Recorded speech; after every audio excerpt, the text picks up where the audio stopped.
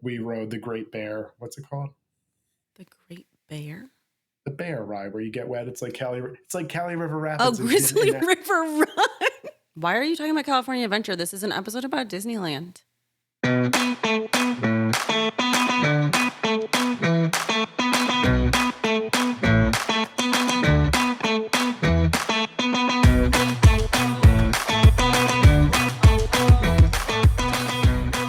there, adventurers. Welcome to Let's Just Go podcast. I'm Chris. And I'm Kayla. And today we're going to share some tips and tricks with you about Disneyland, which is my favorite. Just the tip. Just the tips. Just the tips. Just the tips. So why it's your favorite? We've talked about this before, but why? Yeah. Because summary.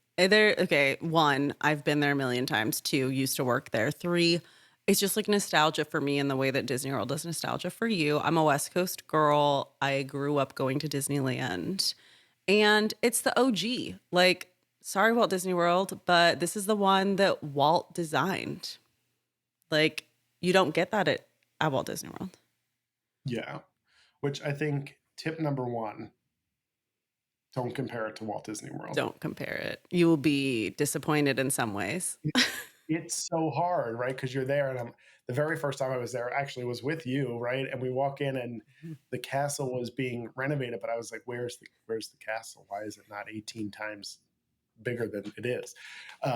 Right? And then you find yourself being like, "Oh, well, in Walt Disney World, this was like this, and this was like this," and really, it doesn't take away from it, but it's not the same. It is not that park. No. Much more quaint, right? So, tip number one. Try not to compare it to anything else and be present where you are. Yeah. Tip number two, though, speaking of the quaintness, would be you can walk, right? I mean, as long as you plan it correctly, Disneyland has 3 resorts that are owned and operated by Disney you can stay at. You can walk to the parks or take a monorail from any of those 3, but you also can stay at some good neighbors. And so you can talk a little bit more about that, Kayla. Yeah. So the difference, I guess, the biggest difference between Walt Disney World and Disneyland is that Walt Disney World is 42 square miles, I think. It's big. It's really, really fucking big. Disneyland is right smack in the middle of Anaheim. And you can stay at, I'd say, one of 150 different hotels that are nearby that are like Disney, like they've got Disney in their name, or they've got like theme park in their name to like entice you to stay there. You've got some that are going to be a closer walk than the Disneyland Hotel. And then you've got some that are going to be a mile and a half away that are still great accommodations. There is the Anaheim Rapid Transit, the ART buses is what they're called, that you can take that'll get you from your hotel to the parks if you don't want to walk. Some hotels also offer shuttles. But yeah, you can stay in a wide variety. You want to stay at the Westin? Cool, you can walk from the Westin. You want to stay at Holiday Inn? Cool, you can walk from Holiday Inn. You want to stay at Motel 6? There's a Motel 6. It's a little further. You're not going to be able to walk probably, or it's going to be a long walk. But like, you have the gambit of price points. For sure, you can, and that's a nice option. And in most cases, maybe not the Westin, but in most cases, you're going to save money. So a tip, if you are more budget conscious and you want to stay off property at a good neighbor, you know, a lot of times I think when I'm talking with folks, they think it's like the good neighbors in Walt Disney World, which are, you know, 4 miles away. Yeah. Right. And I'm like, no. Like you pointed out, some of those hotels are literally closer than the ones that Disney owns and operates to the park entrances, at least. Yeah. Right. So that's a good strategy. I think, though, as a sub tip to that is if cost is of nothing, no concern, you stay at Grand Californian. Hell yeah. You sure do. Right. You stay at Grand Californian because you can literally walk from your hotel room into California Adventure.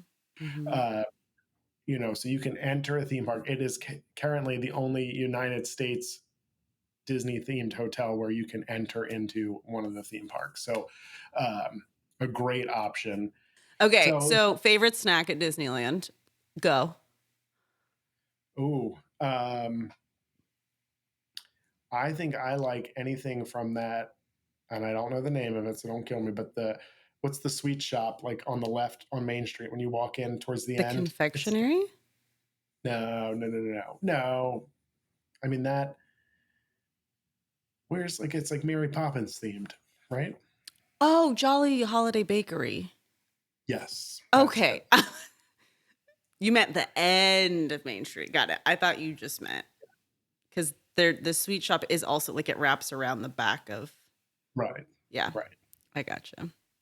Yeah, their macaron is really good. Their raspberry Give me that. Now filled. I haven't had anything bad from there. Yeah. So, Um, uh, I'm a corn dog girl. You yeah. can't beat a Disneyland hand dipped corn dog. So good. And where do you get them? You can get it at the Red Wagon at the end of Main Street, or you can get it at Stagecoach, Stage Door. But like a close second, if I'm early enough for breakfast, is the breakfast chimichanga. And if you know, you know. So fucking good. And you pay extra for Wow, the salsa. I've never had that. Oh my I might need I might need to fly to California. God. You might Get need that. to. Yeah. So, so next tip though would be we've talked a little bit about this before, but one, Genie Plus operates very differently than in Walt Disney World Yes. and much better in Mm-hmm. Disneyland. So we'll start by saying that. Mm-hmm. So you can't select that until you're inside the park. So Mm-hmm. obviously, an easy tip is to get to the parks early to Yeah, maximize um, definitely. your time there. But the one trick here is not, there is a fair amount of attractions that don't have a lightning lane. In particular, all of the ones in Fantasyland. Fantasyland Mm-hmm. behind the castle, right? Which are Mm-hmm. some of the OGs like Peter Pan and the Snow White ride, the Mr. Toad's Wild Ride, right? Which still to Mm-hmm. this day have no fucking clue what is happening in there. Uh, Thinking every time I get on, it's going to get better. I'm going to understand the story a little bit, but really, all I can think of is who was on crack when they made this. Yeah. But so strategy, so a tip would be hitting them early, right? Yes. And getting them out of the way. A lot of people are going to run for Peter Pan Don't because do it. that is, yeah, don't do that one, but hit all the others and blow through them, get them done pretty quickly. And don't sleep on them, right? A sub tip to that one Yes. would be don't sleep, right? Like when we traveled there, we didn't have kids. We still did all of those things because Mm-hmm. they're like those OG type, got to do Mm-hmm. them kind of attractions. Yeah. So for sure, hit them early. Yeah. Another tip, and this is one that people feel strongly about. I don't think you need to have a table service reservation at Disneyland or at California Adventure. There's so one thing that California does better than Florida for sure, and I don't think anyone will disagree with this, is food. There is like making a decision on what you're going to eat. I will have an actual like list, a very long list of like things I want to eat when I'm at Disneyland. And the table service meals are good. Like a Monte Cristo at Cafe Orleans is fantastic. But other than that, I can go through my day snacking at quick service places and be perfectly content and not have a bad thing to eat. I would agree with that. I would Mm-hmm. definitely agree with that. You can, I think there's just, as you just pointed out, there's more options, right? Mm-hmm. So you, yeah, you can get a little beignet, Mickey shaped beignet. You know, you Mm-hmm. can get your corn dog, you can get your raspberry macaron, you can get, Mm-hmm. you know, and you can just keep moving through. Yeah. But I would agree. I would agree with that. So I think that's a good tip. I think our next tip would be if you are utilizing Genie Plus, which we would recommend, for some reason, often rides go down in Disneyland. I feel like more often than in Walt Disney World. Yeah. So the best strategy that you taught me, Kayla, was when an attraction goes down, you get an anytime lightning lane, which is good. And that's no different than Walt Disney World. But when you look at where you can redeem them, some of those attractions are rides that don't have lightning lanes. For example, the Jungle Cruise. Mhm. So you go. So if that happens to you, you go to the exit of the Jungle Cruise and they let you on. Fucking no one tells you about this. This is why you Yeah. got to use a travel advisor. Or know somebody that's an avid but yeah, use a travel advisor. Yeah. Okay, so let's talk about nighttime shows. So we've got fireworks, which keep in mind if you are traveling in an off-peak season, and when I say off-peak, I mean it is not summertime. There are not going to be fireworks every single night.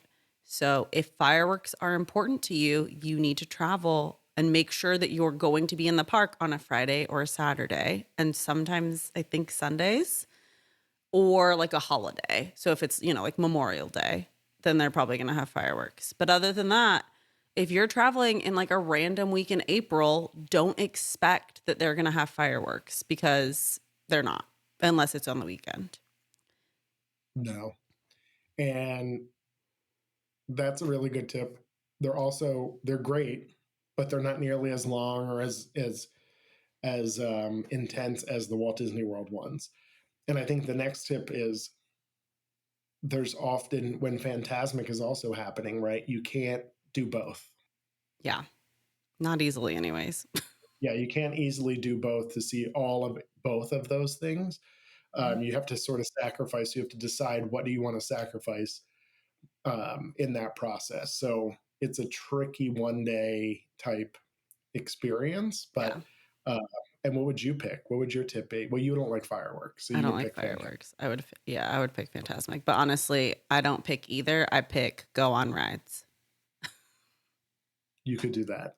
Yeah, I gotta say that Phantasmic there before everything caught on fire um, was one. It was I thought one of the best nighttime shows I've ever seen in any Disney park. So for me, it's picking Phantasmic because the fireworks over the castle are cool, but I think Phantasmic's cooler.